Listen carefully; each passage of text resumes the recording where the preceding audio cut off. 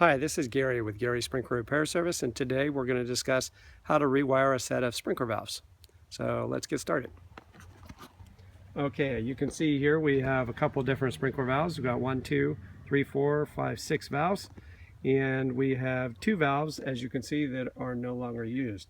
So those are lawn valves on this manifold that this customer is not using. They have a drip zone, you can see indicated by the filter and pressure reducer here, and we just added 2 new zones. One unregulated filter and one regulated filter. So let's talk about the wiring. As we can see, each valve has 2 wires on top of the valve. That's the solenoid right here on a Rainbird valve. On an Irritrol valve, that's the solenoid.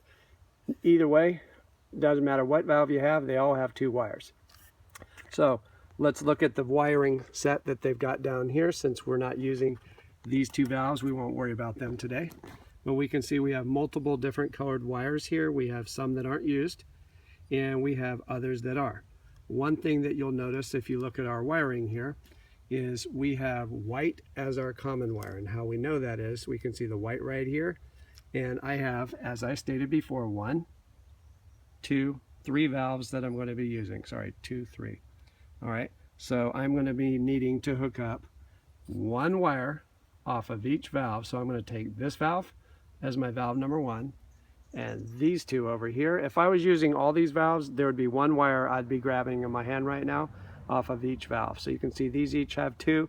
I'm going to take 1 wire from each one of them, and I'm going to connect them up to this guy, and these 2 if I needed them. So I'd have, let's say this is 6 valves, I would have 6 wires in my hand right now, twist them all together, come down here, and I'm going to connect them up to the white wire, which is this guy right here. And that's the common. So I then go into my timer and I hook that up as the common on my timer. I then have, as you know, we used 1 wire on each valve, so now I'm going to have 1 wire left over on each valve.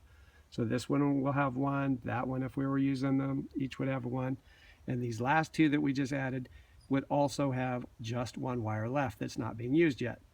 That then goes to a colored wire. So since here we're using these 2 valves and this guy over here that I'm still holding, that's 3 valves total I'm using on this manifold, and so I guess we have actually a total of 5.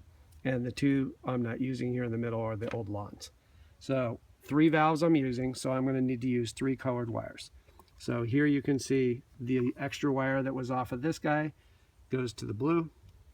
The extra wire off that new one right there is going to come over and it's going to go to red.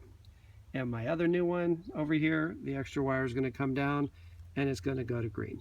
So let's make this short and sweet. Every single valve that you use will have 1 wire twisted together and they will connect up to your common. 99% of the time the common is white, just like it is here. So you saw that we used 3 valves, this guy and these 2. So I should have, if I look at my common right here, I know it's a little difficult to see, I'm going to touch number 1, number 2, and number 3, and they're all hooked up to the white wire. That's what they have in common. That's why they call it a common.